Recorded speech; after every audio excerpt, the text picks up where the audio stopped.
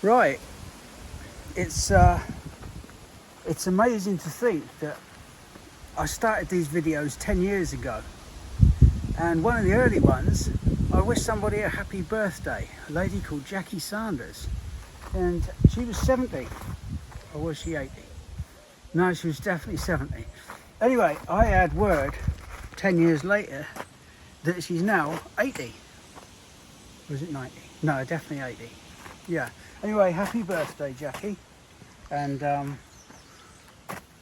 all the very best. You might not want to watch the rest of this video because it, you know, it can be smutty for somebody of your years.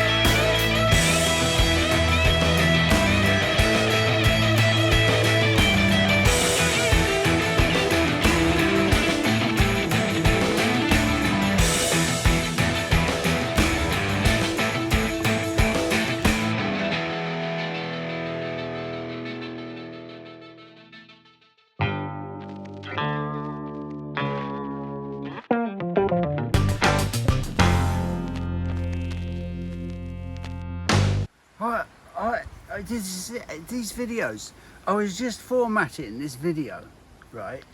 I've just spoken to Jackie Sanders, and I'm formatting the video, and I get a thing from Amanda telling me she's had some Australian visitors, and would I give them a mention? Amanda, they're fucking Australian. I'm not mentioning them. Well, I do quite like Australians, really. Anyway, this is, I'd like to mention Bim and Kelly and her mother, or their mother. I don't know whose mother it is, but anyway, her name's Midge. What is it about Australians in names? Like, Midge, it's a gnat.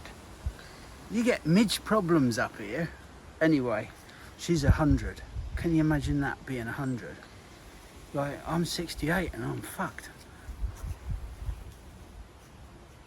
Anyway, in all seriousness, happy birthday, Jackie, on your 70th.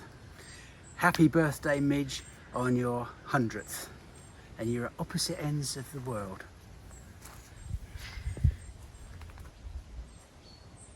So it's just about finished now. There's not much more else to say, really. This is unfortunately a very nice Philadelphus. Smells very well. Everything is growing in. We are a lot of the stuff has gone over now. It's gone through various stages, and the garden it's just now we just let it go, and it's about creating a living garden. It's just for life. We don't want any silent springs or silent summers, especially with all this wind. We've got martagon lilies waiting to come out. There's the lovely Philictrum. This is Delavei album, I believe. Beautiful thing. You can get a close-up of that. It's quite good. This is another pretty flower here, if the cameraman can keep up. This is an anemone called Wild Swan. It was all the rage, but I'm feeling a little underwhelmed by it at the moment. It's very nice on the back. A lovely blue touch. Delphiniums are going over. They've done really well. You can see some of them are really quite large.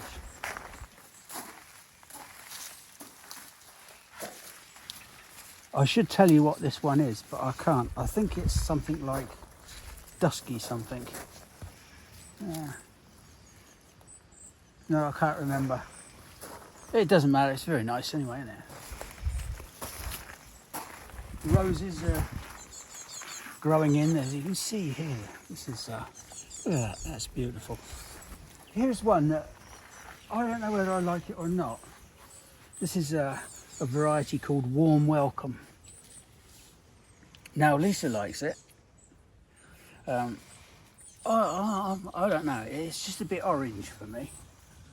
We're just waiting for it to put on, after it's finished flowering, it'll put on lots of growth that we can then tie in. We should really start filling out the various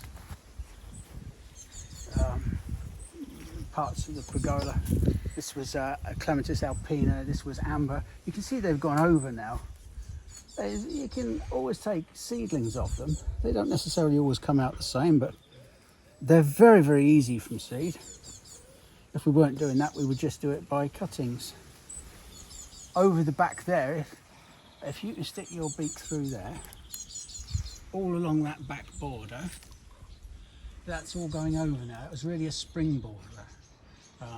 We'll maybe have a little revisit of that later in the video. Along there you can see Ligularia. You can see that the leaves are slightly wilting on it. It's a very, very thirsty plant. This is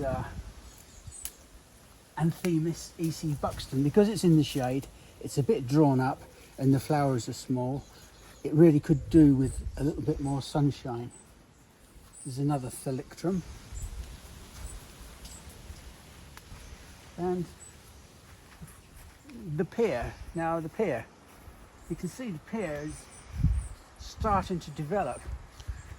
I'm getting some of the arms trained in on the espaliers here. Again, this is going to take 3-4 more years.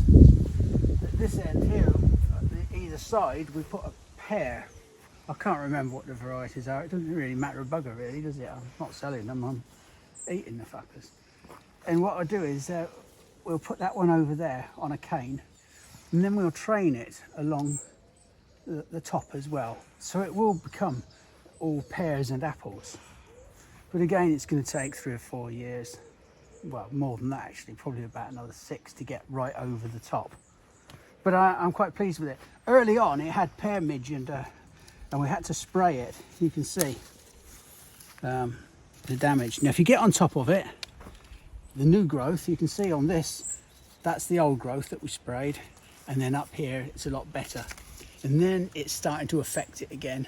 So we really should just give it another little spray. You can use something like rose clear. There's no need to get a specific spray, just a little bit of rose clear. Keep it to a minimum. Do it when it's not in blossom, because the bees will be on the blossom. But there's no need to get, you know, they're all basically got the same ingredient, most of them. They just give them different names like rose clear or some other clear.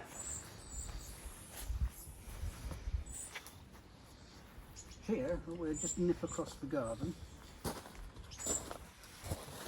This is a marvellous plant. This is Dictamnus albus, or one of them. Beautiful thing, sometimes called the burning bush, because it has these volatiles that in the evening, if you shake it and put a match or a lighter, it will flare up. It has a very lemony scent. And I just gave Lisa a sniff there of the plant, and it's beautiful. It's lovely, and it comes true from seed. It's pretty stable, very easy. The only thing is that you don't want to get it on your skin. I knew somebody once who had a good sniff of it, and their face came up once they got sun on it, and all sorts of blisters and sores. So it's like a lot of plants. If they're poisonous, just don't eat the fuckers.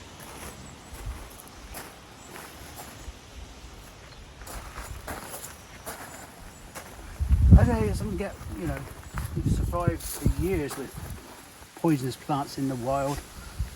Look at that. That's a Strantia maxima. You've seen that before. It's one of my favourites. This is a leucanthemum. It used to be Chrysanthemum maxima. This is Esther Reed. Again, that's done really well. Very dry along this border, but as it's like this Dryopteris fern, it doesn't mind the dry. People always associate ferns with like moist and damp. Not necessarily so. A lot of them don't mind a bit of dry and plenty of sun. Again, this border is very, very different now. 2 months ago, it went through a white stage with all them bloody horrible snowdrops, and then it was yellows with various, I can't remember what now, but it was yellow. And then it was bluebells and alliums, and just went through these stages. Again, I've got some video of earlier in the year. I don't know why I'm standing here all limp-wristed. Oh. And the hostas have really done well. So if we can look up there, you can see it's starting to lose some of its formality, and the whole garden is developing. I just want it to grow in. Now,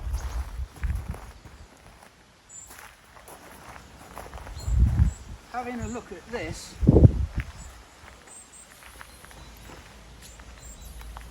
this here is Romnea coulteri, big white poppy-like flowers on it. Beautiful thing. This is Catinus, and it's called the smoke bush because, again, it has these smoky inflorescences. It's a lovely thing. You can see, if you look at that on that, inflorescence is just the Ponzi way of saying flowers. And there we are. And over here, oh, this garlic, this has turned out rather well. I think it's maybe not quite ready, but yeah, it will be soon.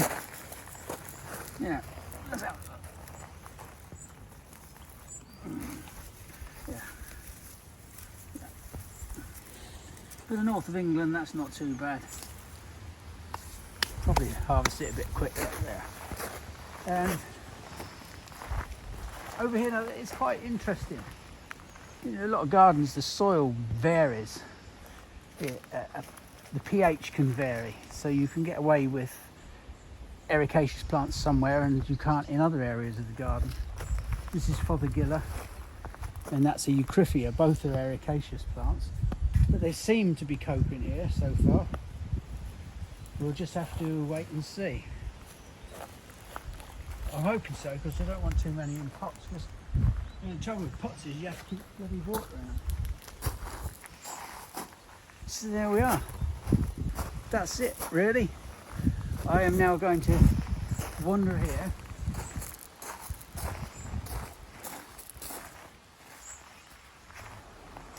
Sit by my pond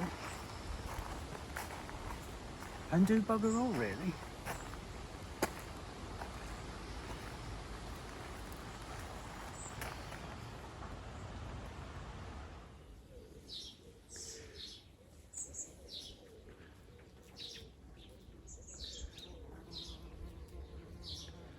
I've never seen so many on one flower. All hoverflies. I don't know whether it's the narcotic effect of a poppy, but they love it. There must be a dozen on there off and on.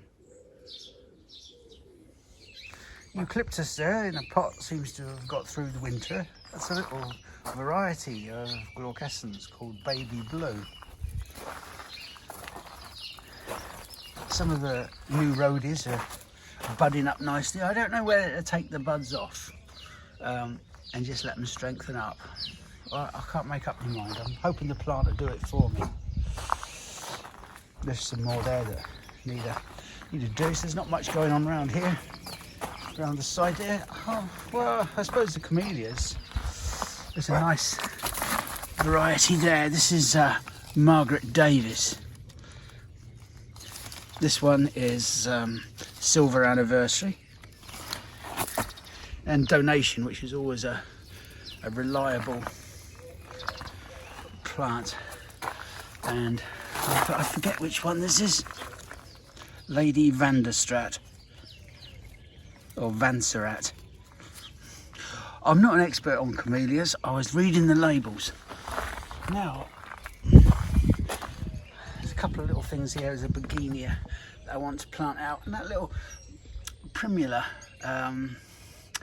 grandiflora, I think it is, rosea. I want to plant that out somewhere down around the pond.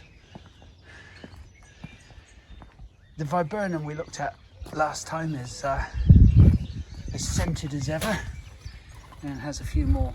So it's a very long flowering period, so it's a really nice plant. The alliums are really starting to move, covering up that fucking old tin deer of Lisa's. Now, hellebores. They are frustrating in that they hang down. This is one of my own seedlings. I have no idea what this one is. It's a really, really dark one, so we kept it. Some trilliums at the back. Here is one of Lisa's Lathyrus vernus, and we don't know what that one is. It's a seedling she's done. The Synthris, as I explained, I think last time, the young shoots have come through. This was a month ago, and they're now quite well, looking well. The trilliums are absolutely getting better every year. There's an erythronium there. That's one of my own seedlings that I don't know what colour it's going to be. very nice. Sanguisorba canadensis, Floriplena, the bloodroot. You can see them, they're all coming through now. I'm hoping to develop a really nice patch of it. And then being a capitalist, I'll probably sell bits to people. Just to make a living. And there's more Lathyrus. And over there is another hellebore, another one of my own. I don't know if this was in flower last time, but I'm quite impressed with it. This is Pulmonaria, shrimps on the Barbie. Yeah. More trilliums, including white ones. So yeah, it's looking quite good down here at the moment. There's more of my own seedling erythroniums. I grew quite a lot from mixed seed. Matthew's from Bartholomew's, his maples are looking really vibrant. They got through the drought of last year and they're well into bud now. The rheum is just starting to come through. You can see the lovely purple. Yeah, it's looking really good. It got a real clobbering last year. I stuck the spade through it. Well, I had to because the path was coming down here. There are some very nice hellebores in there. Oh, I'm just looking out my bathroom window. What the fuck is that?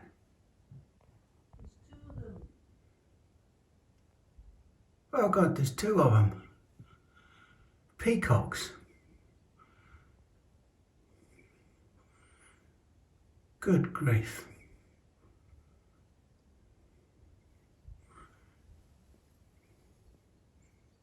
I don't know where they've come from.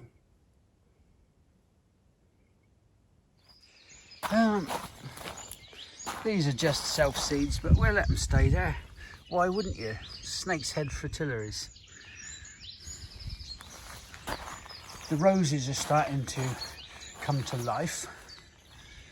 And the clematis alpina. I think this one is Pamela Jackman. I can't look. I can't remember, sorry. And there's amber. It's strange.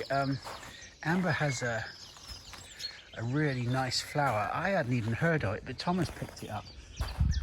I think he only picked it up because it was a crappy little one that was going half price. Something like that. It's turned out to be a magnificent form. I really like it. Oh no.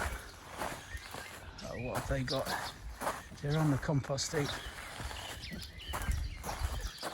Oi, you three.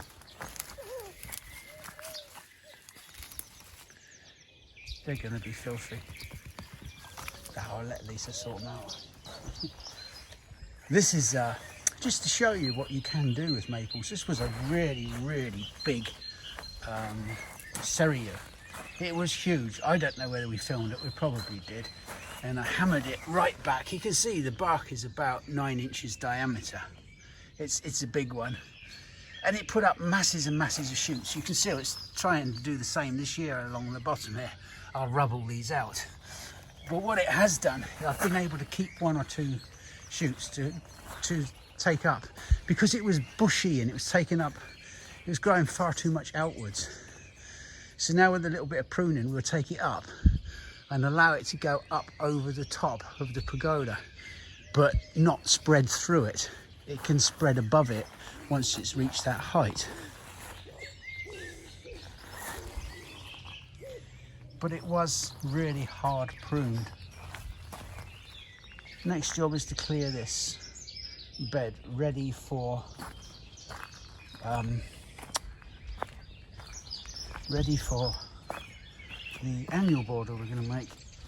Now, looking at it, what I really want to do is to get the weed out of it, cut back anything that's encroaching through it, clear out those leaks, tickle it over, or cultivate it over. I'll put a cultivator through it, hand one, and then I'll just leave it and let any germinating seedlings have a little crack first and then hoe them off. There's no point sowing straight away because the seeds that we sow will be competing with any natural seeds, so we want the natural seeds to start germinating, hoe them off, and then maybe give them another week to come through again, hoe them off, and then that'll make it a bit of a cleaner bed to sow into. It's quite important, that, I think. I don't know what they did, if that's what they did in the 40s and 50s, but it's what I'm going to do. It seems to make common sense. Crown Imperials, Fritillaria meleagris. They're looking really good this year. Yeah, very, very dramatic. Lots of weeding to do in here. I have to get my finger out. Anything else? I have a peony that I grew many, many years ago. It's the Delavayi type. This is it. I don't know if I'm repeating myself here, but it's absolutely, usually the Delavayis are yellow, the lutea, or they're red, real crimson. But this one is copper, a genuine copper colour. And I haven't seen one like it. And it's starting to sucker at the bottom here. So I'm going to be doing a few, keeping an eye on this. I'll put some pictures of the flowers later on when it's in flower, but I'm hoping to propagate a few little suckers off of this. I hadn't expected it to do this, to produce all these suckers. Look, there's even one there. So I know the lutea does, but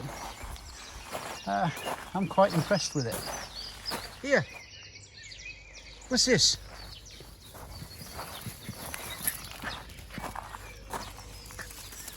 Look at the state of their heads. Dirty bastards. Oh, what was I looking at? No, Lethyrus. Not Lethyrus, leucojum, that's the Astevium, the summer snowflake. I don't know why we call it the summer snowflake, because my bugger always comes out now.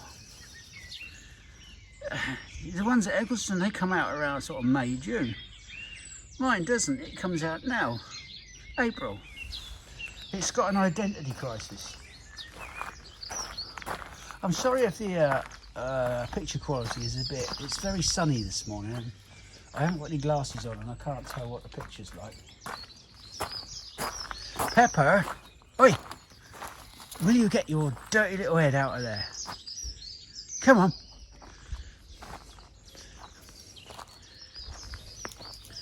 Fucker. Yeah, that's about it then. Oh, how are our grafts doing?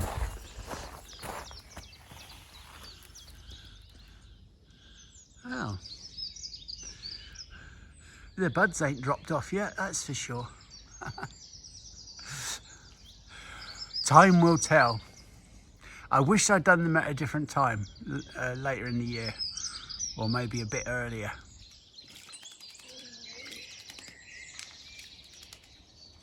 Now, let's have a look at him. I've been moving some bags and some pots. You can see on his back, he has a white mark. I think I should apply for branding because it's almost exactly the same as the Nike tick. Where is he? Turn around, you little fucker. Go on. Yeah, look at that. Isn't that amazing? He's a branded blackbird. There he is. Mr. Nike. Or Mr. Nike. Well, I'm just bringing the old cultivator through this this ground. It's actually quite hard to do it one-handed while I'm doing this, and I'm too lazy to go and get the tripod. But I don't want to go too deep on it because we don't want to over-cultivate it. Again, as I said earlier, I'm just going to scarify it up, sort of tickle it over, and then let the weed seeds germinate in the warmer weather for a week or two. Keep hoeing them off, and then we'll start over sowing it. Yes.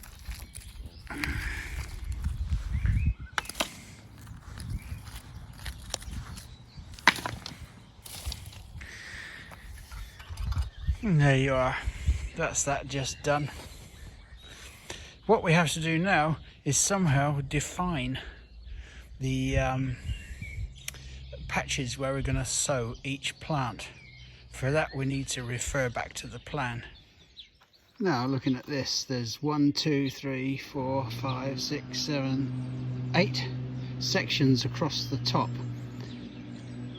Those are for the larger annuals. So what I'll do is just mark the end of each one of those. I'll put a cane in. I know that number 1 is about 3 foot wide, number 2 we say 2 foot, and do it like that. I'll put a cane in by the corner of each one, and then scratch a channel down to mark out the bed or the section. I've just used horticultural grit and just marked out the beds. I thought I would sow them in lines, but I don't think I will. I think I'm going to just broadcast them and then just get in amongst them and thin them out a little bit. I'll probably leave the gritted areas as channels. That way I'll be able to put my feet on them if I need to get in and weed and thin and things like that. I'm finding I need to do a bit of broadcast sowing and a bit of line sowing. In fact, the line sowing is probably, I keep changing my mind, but I know haven't got very many of this. This is a cosmos called apricota. So I'm going to just take out some little drills about 1 foot 30 centimeters apart. Now I know from experience that this doesn't like to be covered too much. So we take out the drills, and all I'm going to do, where are we? There's one there. There's just so very, very lightly. You know, I'm probably only putting 1 seed every 4 or 5 inches. It's a larger seed. These are at the back, so we're just going to just spread them out. By putting them in the rows, as I've said before, it's going to make them easier to identify and easier to thin out because they're already thinned out widthways. Okay, so the Mr. Cuthbert's plan is now done. These are all sown. I had a bit of extra space, and I knew I would have, and I bought a few annuals of my own. Not just these, I've got a few to dot around here and there in the garden, like mignonettes and 1 or 2 other things. But anyway, I'm just going to stick these in. There's a bit of cornflower there and a bit of love lies bleeding, that sort of thing. Now this has been quite good. I've been thinning out the seedlings. There's been hundreds of them. I probably sowed them a bit too thick. Some things have done well, other things haven't. But we just need to keep an eye on this, and we'll see how it goes. I think this is going to be my last year of doing videos, so they will be infrequent. So here we are, it's mid-July, and I don't know how you would describe it. I wouldn't say I was like excited by it, but the annual border has come along. It's grown in. You can see the mixed cornflowers here. The typical cornflower there, typical cornflower blue. The night scented stocks which look crap in the day. It has a wild look to it, although I'm not sure why these calendula, these pot marigolds, are part of it, because it's not really, it doesn't give it a wild look. It looks more like a, I don't know, a park border, to my way of thinking. Of course, these poppies, they look absolutely wonderful. I have to say that I'm really impressed with those. And if you see the amount of hoverflies, if I can get round there, just unbelievable. Look at them in there.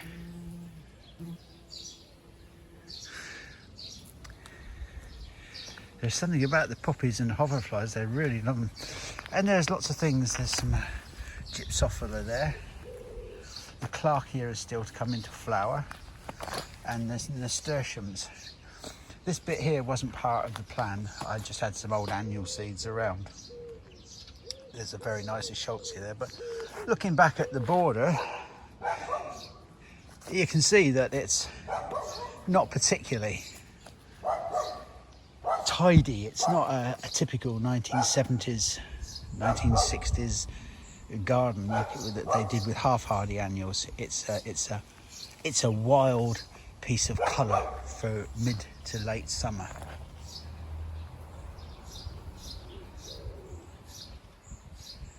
I have never seen so many hoverflies, so they are my favourite part of it. I'll have to put a caption onto what those poppies are, but they are absolutely lovely and a fantastic range of colours. I'll be saving seed from those, and there'll be lots of seeds, so if anybody would like some, chuck them in and just wait. Send me a comment, and if I've got any spare, I'll send you some. There we go.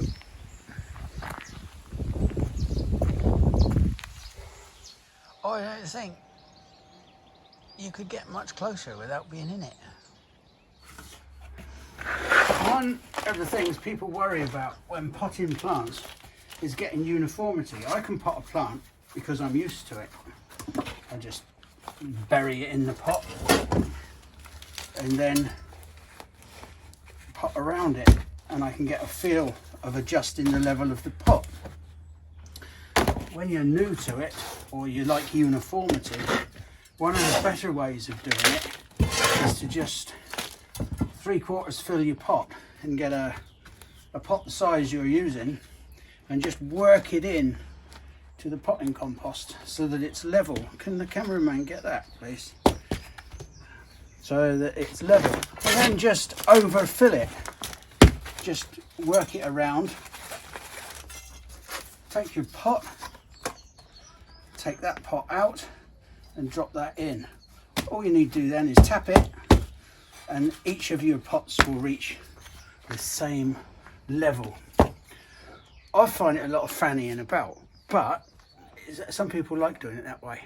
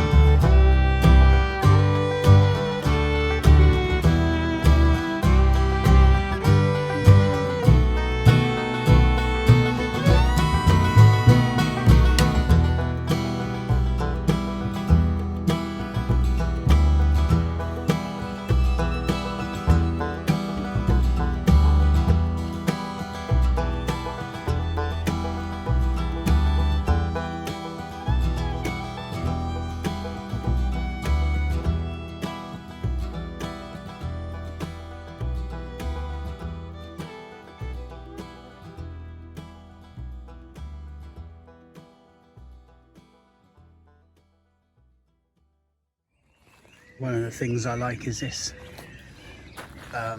mixture of bluebells and white bells, with the odd little pink one in there. I'm very pleased with these. I like them. I particularly like the white ones. I just think they add something different than the bluebells, and they look so good together. I know it's nice to see a pure bluebell wood, but in a garden situation, I think it's just nice to have a mix. The alliums here are just waiting to burst.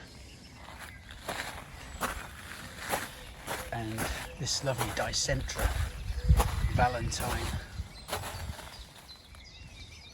It doesn't look real, does it? It looks like some sort of 1950s lipstick. But it is very nice. Now, one of the Fortunii hostas has just come through. It always looks beautiful. I'll have to try and caption this because I can never remember which one it is. There's a lot of them, but I'm pretty sure it's a Fortunii.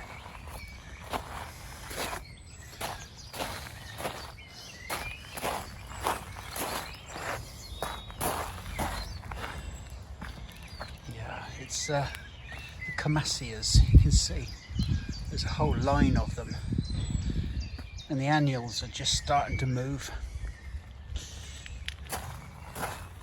So things are really hotting up. The Cotinus is going to look lovely. The idea is to have that as the backdrop, with that birch as it gets older in the foreground. This will have a beautiful white stem, and it should be picked out when this is in full leaf against a really deep crimson background. That's the plan anyway. This is that fastigiate beech, Doik gold. It's a nice fresh looking plant. I think I might have to curtail some of these Camellias. Over there is a fastigiate Sambucus, black tower. Just very upright. One of the old maples that I had in pots for years and was all misshapen. That's looking nice. Very pleased. And the lovely thing here, I've got this metasequoia. I know it's really too big for this situation, but it looks so lovely when it's in leaf early on. I might just be able to take it up and start the head in a few years' time above this pergola, so that in this part of the garden all we have is the stem, the trunk. That's the theory anyway. The roses are breaking into growth, and this has been quite nice now. This clematis amber is just coming out. Yeah.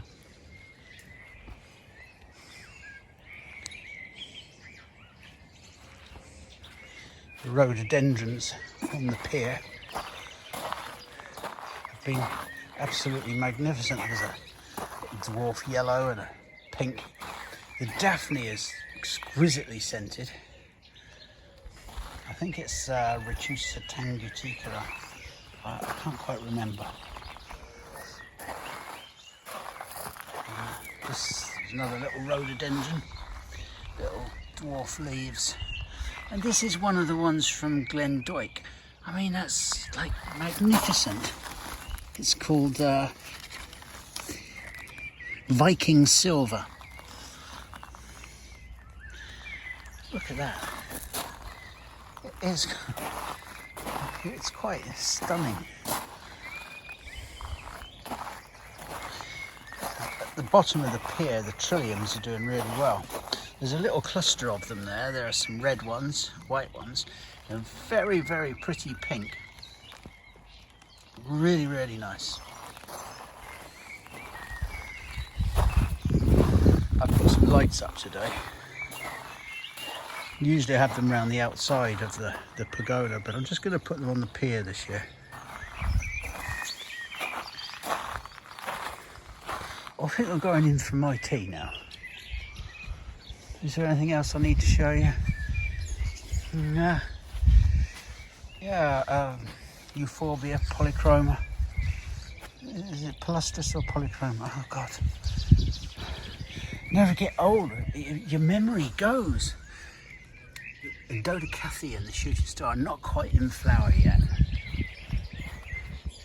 The clematis have really, or the clematis, have all really got away this year, as of the roses. You know, they spent last year sort of developing their roots, and I think this year they are looking quite stunning. Oh, they're looking full of vigour. Now there's that hosta. Every year it looks beautiful. I haven't got a clue what it is. But it's a nice one. When I find out, I shall be selling some. Mail order. I'll be doing that with a few things at a later date. The cornice is First Lady. Better just have a look around the shed.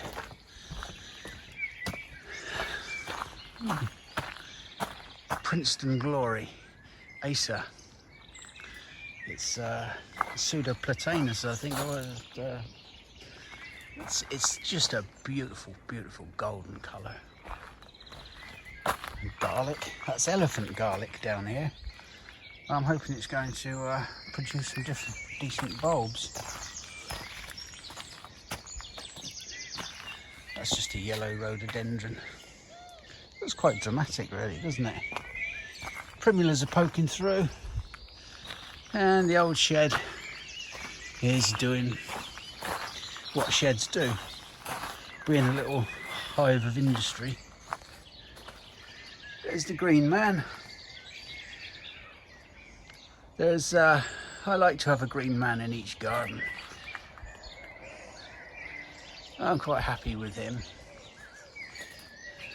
There's a mirror. Oh, look at that ugly fucker. Yeah. There's a mirror. And over there is my clock. So you've got your mirror in case you get something in your eyeball. You don't have to go traipsing through the house with mud. It's always good to have a mirror in the garden or in the shed. I've got a green man. And there's my clock. That's been up there for a year or so now. My mother-in-law bought me that about 20 odd years ago. It's very kind of her. Lanterns, nuts. There's just one more thing that we need to finish this garden, and that is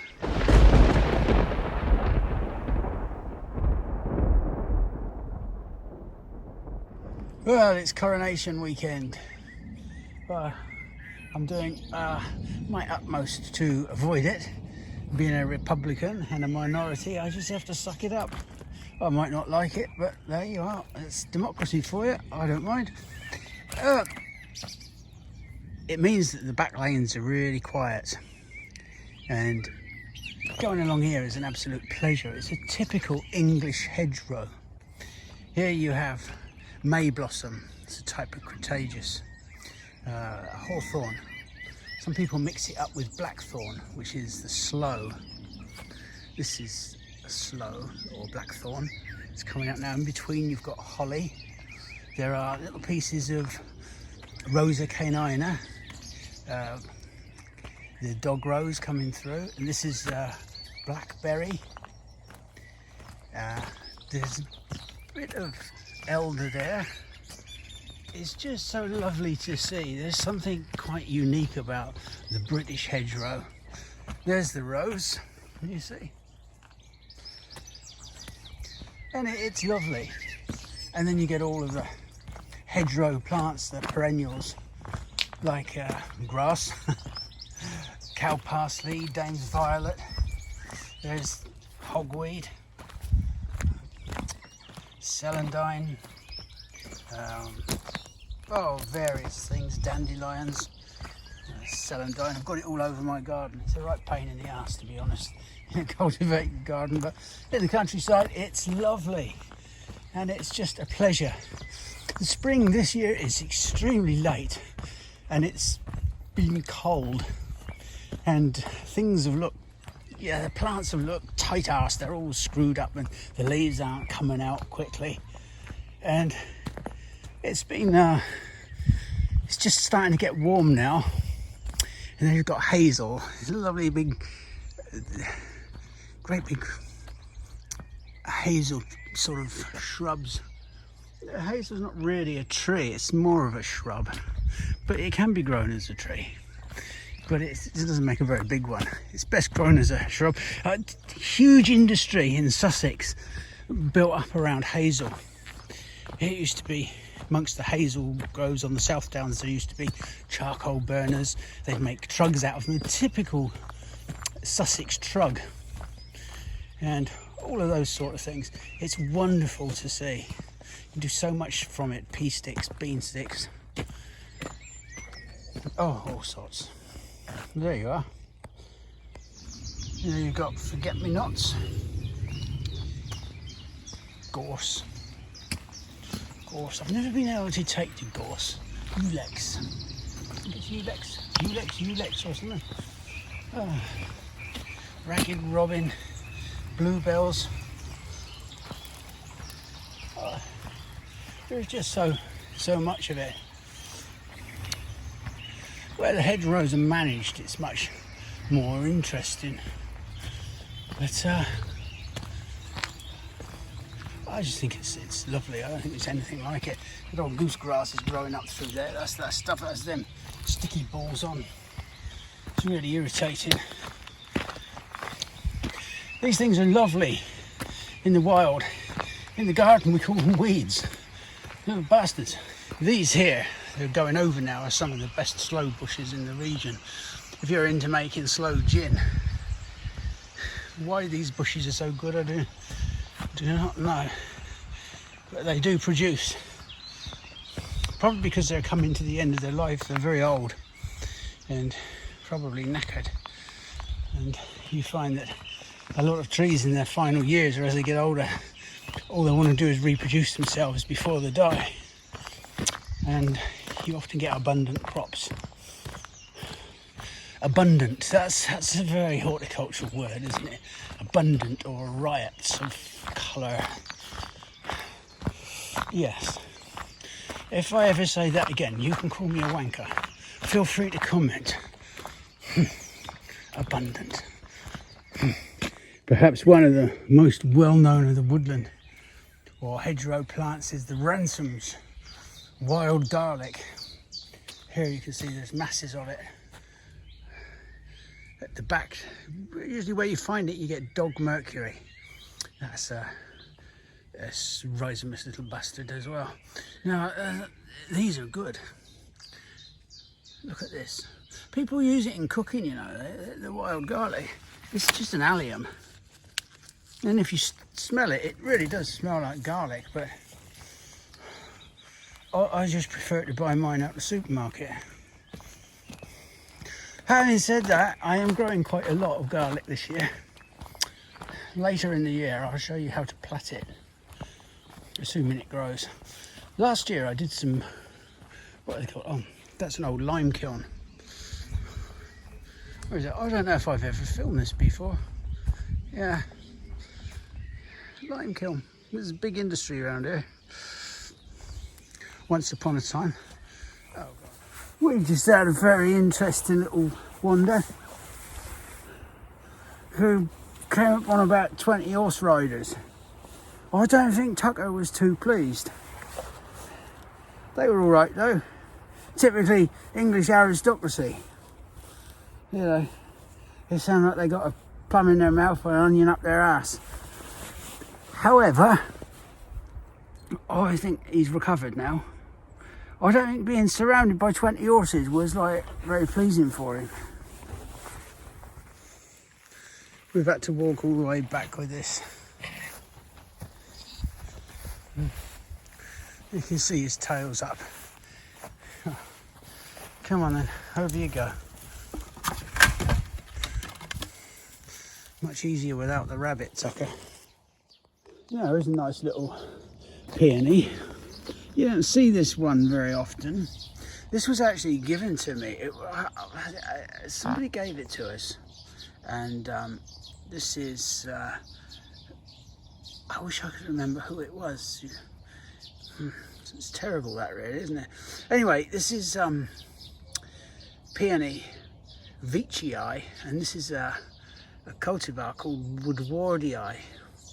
Well, it might be a variety. I'm not sure if it's a cultivar or a variety. One is deliberately grown and one is naturally occurring. But whichever, it's called woodwardii. And it's very, very pretty. It's compact. It's standing about 18 inches, 15 to 18 inches. A lovely little dome of flower. It's, of course, it's a lovely single. I suppose they're about 3 inches across, maybe a bit more. Very, very pretty. The foliage is nice as well, compact and feathery. And this is another little peony. This is very expensive if you want to buy it, but this is Claire de Lune. It's not unlike Molly the Witch, Mloccas Vicciana, but this is Claire de Lune. My old partner from many, many years ago gave me this. Well, he got hold of some, and they were really, really expensive. But yeah, it's okay. You know, I'm not going to wet my knickers over it, but it's pretty. This is azalea. I believe this is Hotspur Red or whatever. It's a lovely, I don't know if that's red or orange. Oh, I can't tell you. It's a personal thing. I would say it was red in bud and orange in flower. The foliage is a lovely, lovely bronze, and we believe it's Hotspur Red. Just can't be dead certain. The autumn colour is nice on this as well. Here is a cornice. Again, my memory is playing tricks on me. I believe it's one called First Lady, but I would have to check that up. It's lovely. Look at that. And unlike a lot of them, it regularly flowers. This is what I would call a not so good year. Last year, it was highly flowering. I have no idea what this one is. It may be one called white throat. It's another deciduous azalea. One thing I am quite impressed with is this fothergilla. This is one, I believe it's called Blue Shadow or something like that. But it was rubbish in a pot, and I've just stuck it in the ground here. It's not particularly acid soil here. It's sort of just neutral, really. Yeah, and it's looking really, really well. The test will be if it's still good in a year's time. Yeah, it's nice. I love the flowers on this. I just like the plant. And the traditional Fothergilla major has wonderful autumn colour. I don't know if this is good in colour. I don't know a lot these days. I forget so much. Alliums everywhere. We have loads of it. They're a variety called Purple Splendour, but they've seeded themselves around, so you get a sort of a variation of colour.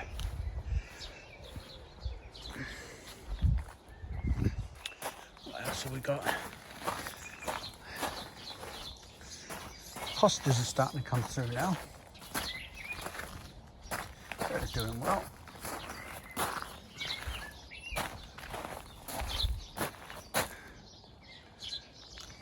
There's not really much more I can show you, is there? It's all developing fine. The pond is fine. A lot of the plants are starting into life now. I was a bit worried about them, primarily because, I mean, it's the 1st of June now. This pond is only 11 months old. So when the pond plants were put in, there wasn't any nutrition in the pond, and the plants were planted into gravel. I used no fertilizer, so I didn't particularly want really green water, and I wanted the pond to build a natural balance. So I think some of the plants are slow this year, but there's 14 fish in there. There's 5 golden orph, there's 5 blue orph and 4 rudd, sort of goldenly coloured rudd. Now, they've been shitting for the last 11 months, so there should be plenty of fertility in the pond now. So I expect the plants to do better next year. I'm happy. They all seem to be alive. There's a little greenfinch down there, look at that.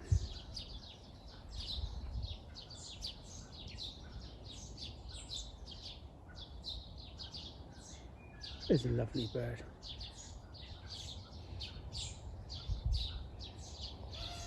Yeah. Right. Yeah. So yeah. I'm very happy with them. The pond water is a bit murky, and I could afford to put a filter in here and have it all go through, but I don't want to. I just want it to build up a natural balance. If I put a filter in, some of the bugs and creepy crawlers and various other things are going to go through the filter, and I just think it will become clear in time.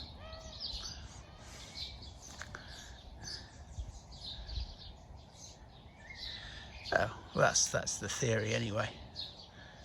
There's a spadgy over there. Look at him. Where is he? Him. Now he has, like, one of the nest boxes is full of his chicks. And they make hell of a noise. And what else have we got around the pond? Yeah, there's a couple more azaleas. Oh, doing a few pots of garlic.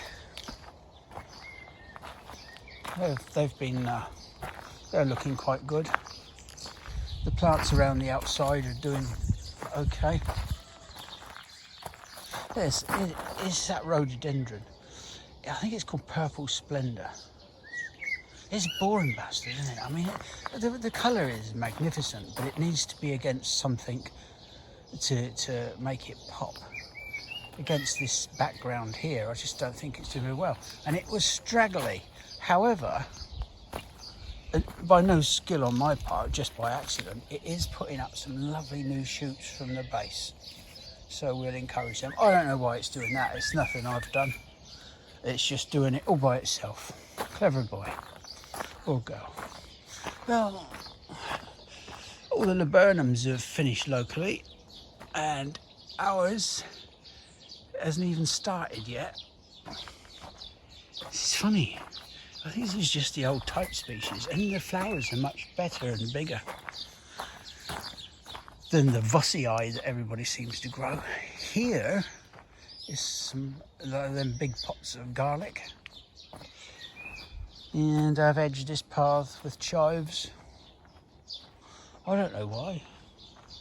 I just had a few left over. Well, I had one big pot and I chopped it up. That's it, really. There's not a lot more else. The metasequoia is doing all right. I haven't put anything around the bottom of these quadrants around the pear this year. Just leaving them free this time round. Yeah, apples are okay. I'm hoping they're going to put on some growth to give me something to work with, to train. What has been surprising has been the pears. Look at this, it's only June the 1st, and it's already some of the shoots are a foot long or more. So hopefully, now they've had a year to settle in, we'll get some material to work with, to train. 2 or 3 years down the line, I'm hoping this whole thing will be covered. Well, 3 or 4 perhaps.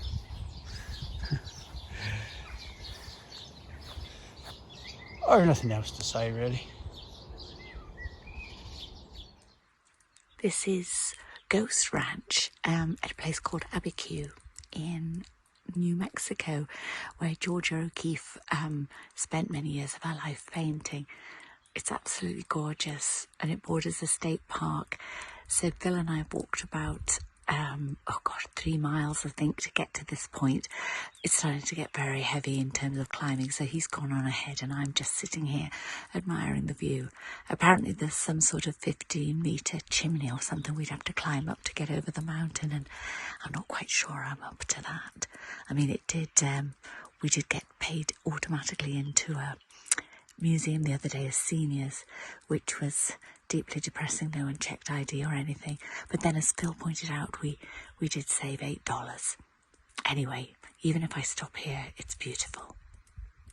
Well, we're on our evening walk at Ghost Ranch today, and in the beautiful Box Canyon. It's absolutely lovely here. We're back in the United States, of course, and we've been here for 3 weeks. It's absolutely lovely. I haven't seen any beavers this time, but have seen rattlesnakes, and that's been terrifying. But this is very peaceful and beautiful here, so I'm going to read what I hope is a peaceful and beautiful poem by Wendell Berry, who's a 20th century American poet. I think I've read one by him before, and he basically does a lot of walking in natural surroundings where he thinks a lot and puts down some really beautiful words. So I hope you like it. I went away only a few hundred steps up the hill and turned and started home. And then I saw the pasture green under the trees, the open hillside, the little ponds, our house, cistern, woodshed and barn, the river bending in its valley, our garden new planted beside it. All around, the woods that had been stark in the harsh air of March had turned soft with new leaves. Birdsong had returned to the branches. The stream sang in the fold of the hill. In its time and great patience, beauty had come upon us, greater than I had imagined.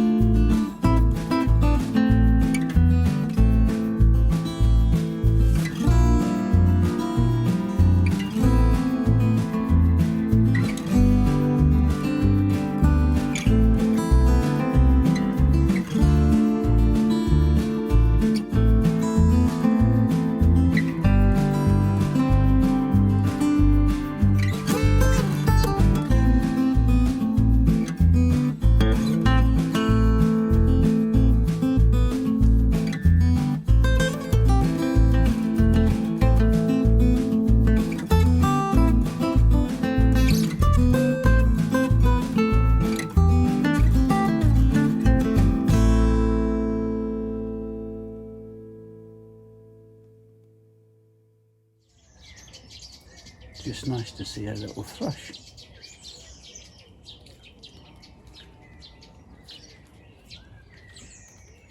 I don't know if it's a missile thrush or a song thrush.